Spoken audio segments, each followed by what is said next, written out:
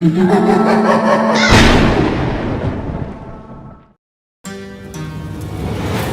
शहर में धनीराम नामक सेठ रहता था। दूसरों की तरक्की देखकर बहुत जलता था। सेठ जी, मर्सिडीज लेने की सोच रहा हूँ। बकवास गाड़ी है मतलब। आपके पास भी तो मर्सिडीज ही है ना? मेरे पास है इसलिए तो कह रहा हूँ, बकवास है। एक दिन धनीराम को कोरोना वायरस का संक्रमण हो जाता है और धनीराम मर जाता है। कहते हैं जो दूसरों की तरक्की देखकर जलते हैं, मरने के बाद भूत बनकर वे जलन से भटकते हैं। ये दुनिया मुझसे सीधे मुंह बात नहीं करती थी। यही मौका है बदला लेने का। धनीराम का भूत मौके की तलाश में भटकता रहा और उसे मौका मिल गया। शहर के मशहूर डॉक्टर छाबरा कोरोना वायरस पर वैक्सीन बना रहे थे। दिन रात मेहनत के बाद वे कामयाब हो गए और कोरोना का इलाज उनकी मुट्ठी में आ गया। डॉक्टर, जिन जिन कोरोना पॉजिटिव मरीजों पर वैक्सीन का प्रयोग किया गया, उनकी रिपोर्ट नेगेटिव आना शुरू हो गए। ये तो बहुत अच्छी बात है लिली। मैं तो कहती हूँ यह वैक्सीन आप इंटरनेशनल कंपनियों को बेच दो। मेरा उद्देश्य पैसा कमाना नहीं है लिली, मरीजों और गरीबों की सेवा करना है। ये वैक्सीन सरकारी लैबों में भेज देते हैं, दुनिया को भी फॉर्मूला दे देते हैं, सबका भला हो जाएगा। छाबरा की बात सुनकर धनीराम का भूत जोर जोर से हंसता है। बेवकूफ कहीं का। इसकी जगह पे मैं होता तो वैक्सीन बेचकर अपने हजारों पीढ़ियों का बैठे बैठाए उद्धार करता। मैं भी देखता हूँ ये वैक्सीन कैसे बाहर जाती है। डॉक्टर छाबरा वैक्सीन लेकर सरकारी लैब की तरफ निकलते हैं। तभी कार के पिछले सीट पर धनीराम बैठ जाता है। धनीराम छाबरा का पीछे से गला दबाता है और वैक्सीन छीनता है।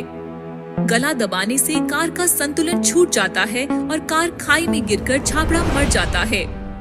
वैक्सीन पाते ही धनीराम का भूत बौखला जाता है। धनीराम एक बड़े न्यूज चैनल के स्टूडियो में जाता है, जहां लाइव डिबेट चल रही थी। भूत देखकर सब डरकर भाग जाते हैं। भूत भूत भूत। और धनीराम कैमरे के सामने बैठ जाता है।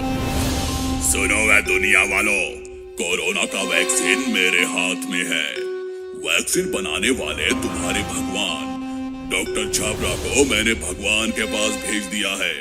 अब मैं ही तुम्हारा भगवान हूँ। कोरोना से बचना है तो मेरी बात मानो। देश में जितने भी गली मोहल्ले हैं, चौक हैं, रास्ते हैं, सबको सेठ धनीराम का नाम दिया जाए।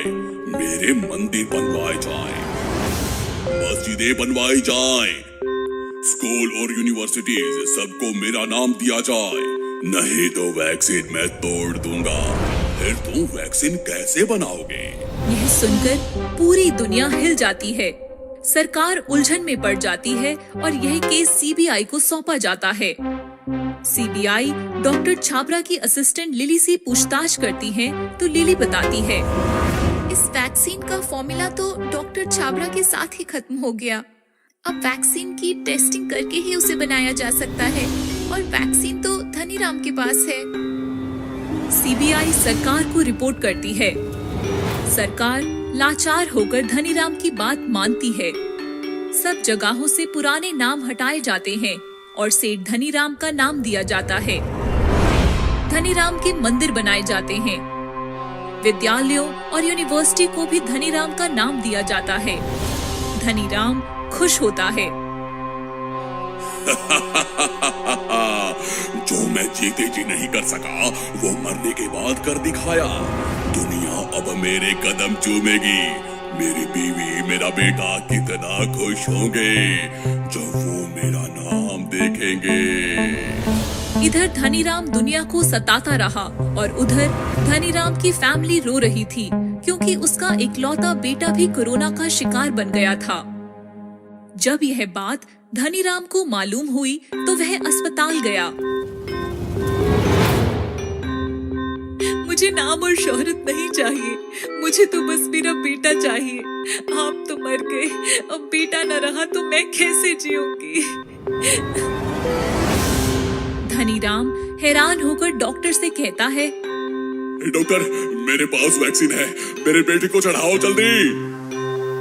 इस वैक्सीन का प्रयोग हमें करना नहीं आता। ये तो सिर्फ डॉक्टर छाबरा की असिस्टेंट लिली ही जानती है।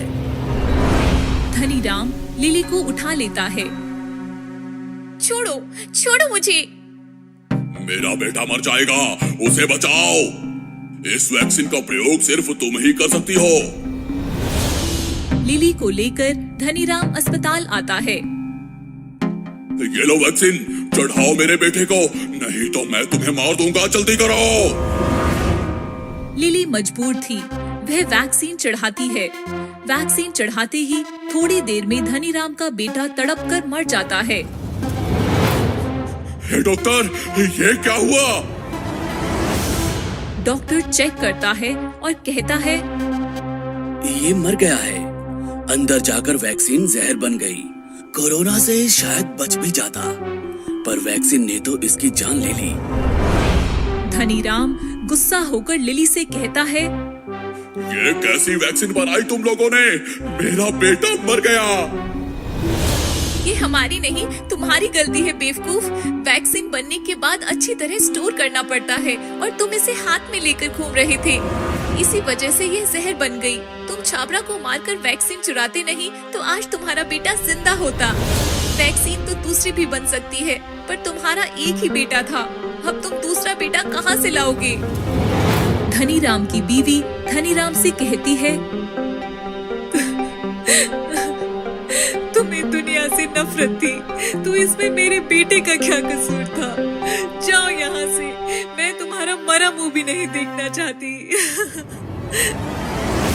धनीराम का भूत बुरी तरह से टूट जाता है और वहाँ से चला जाता है। कहते हैं आज भी धनीराम का भूत भटक रहा है, आज भी उसे मुक्ति नहीं मिली।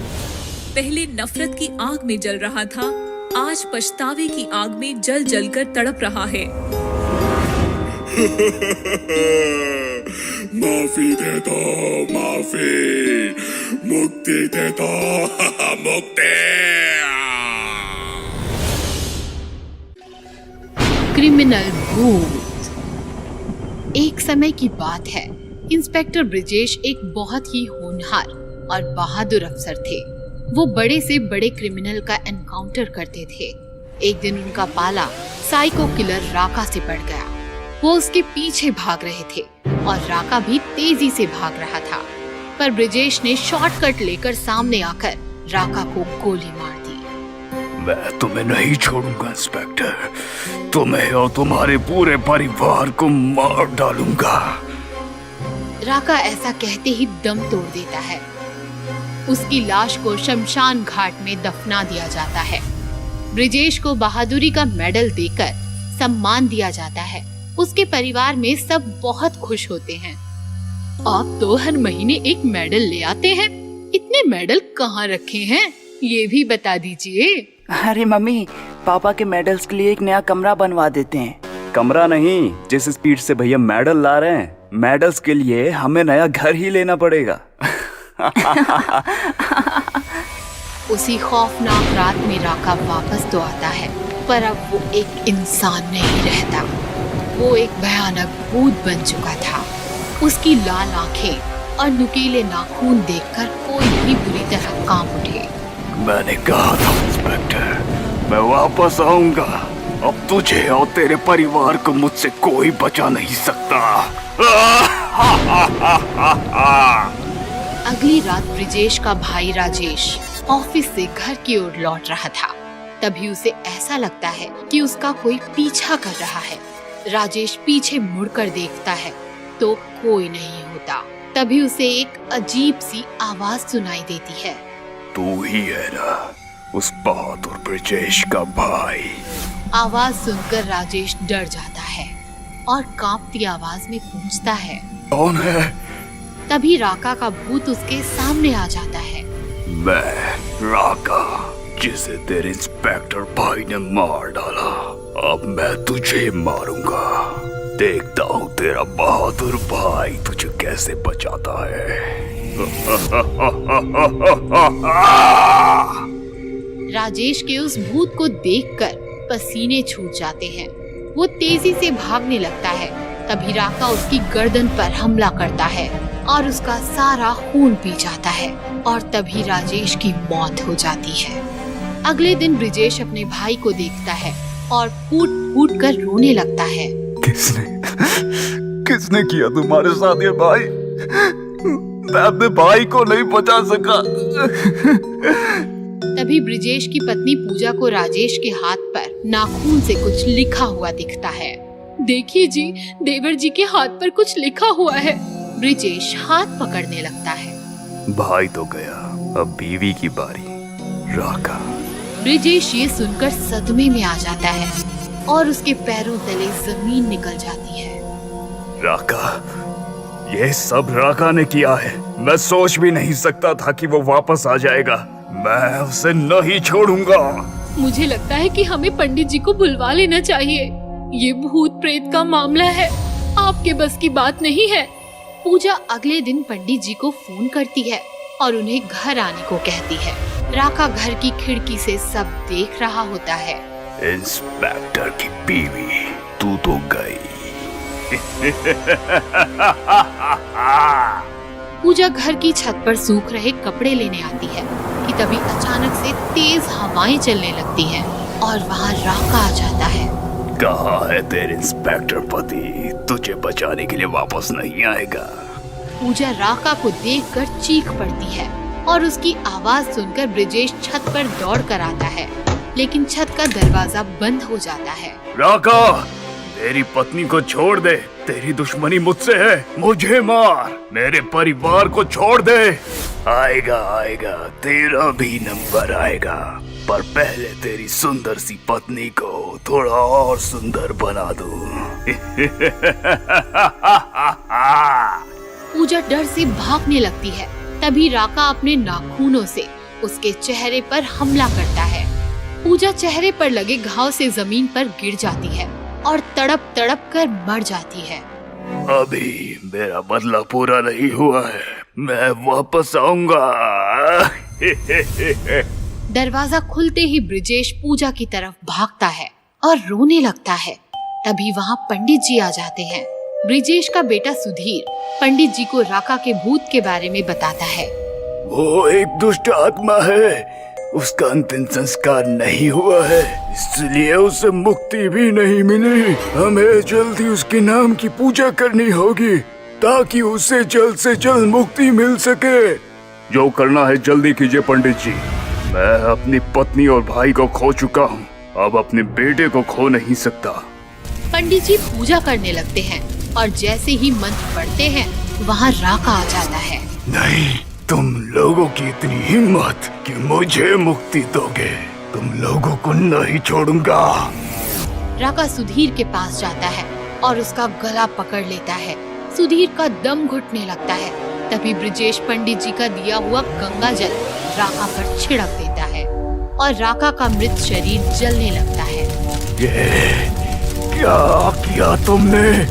तभी पंडित जी अपनी पूजा का आखिरी मंत्र पढ़ते हैं और राका की आत्मा हवा में भाप बनकर उड़ने लगती है।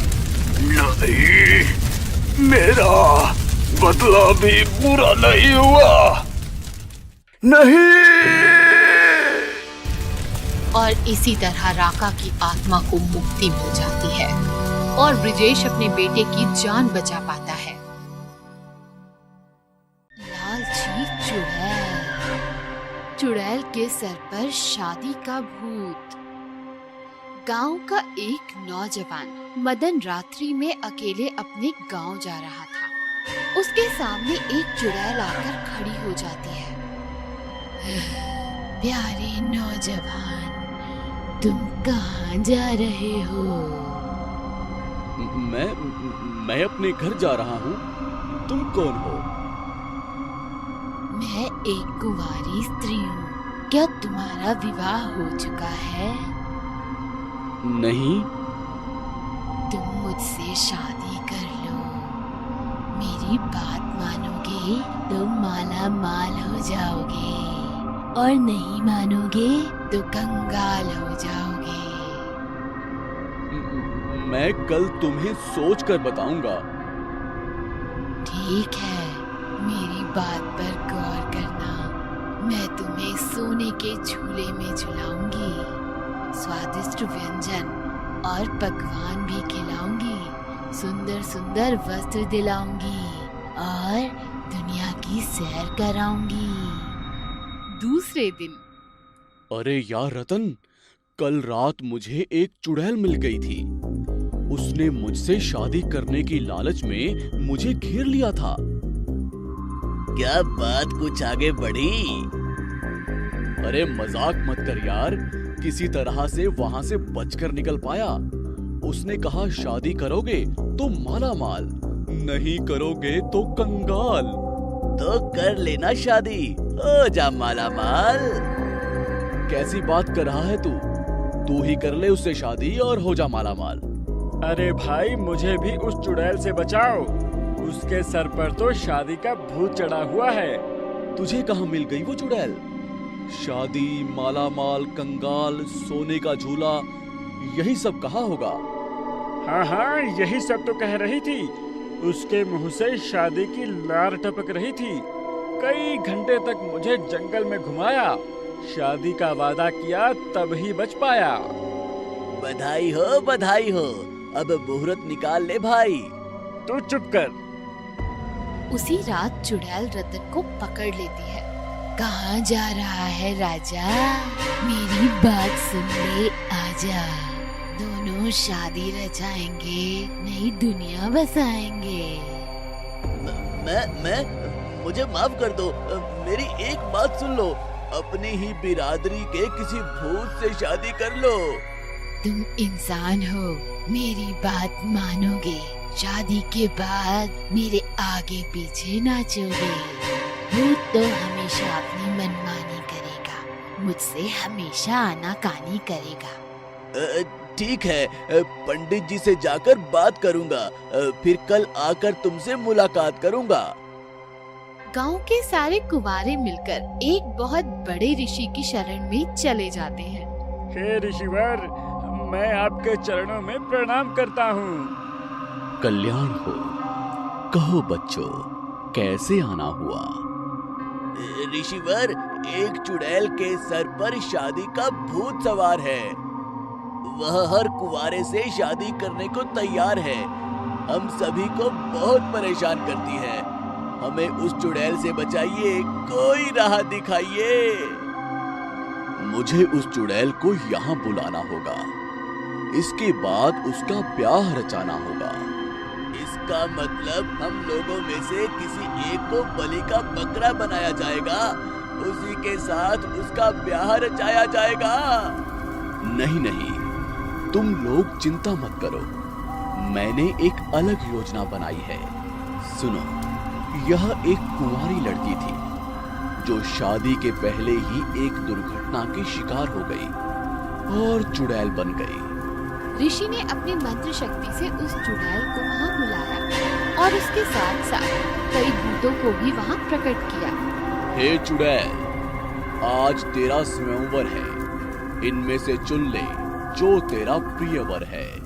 चुड़ैल ने एक एक करके सब पर दिखा डाली और एक भूत के गले में वरमाला डालकर निहाल हो गई। उन सब की विदाई हो गई। सारे कुंवारे खुशी से झूम उठे और उन्होंने ऋषि के चरणों में प्रणाम करते हुए उन्हें धन्यवाद दिया।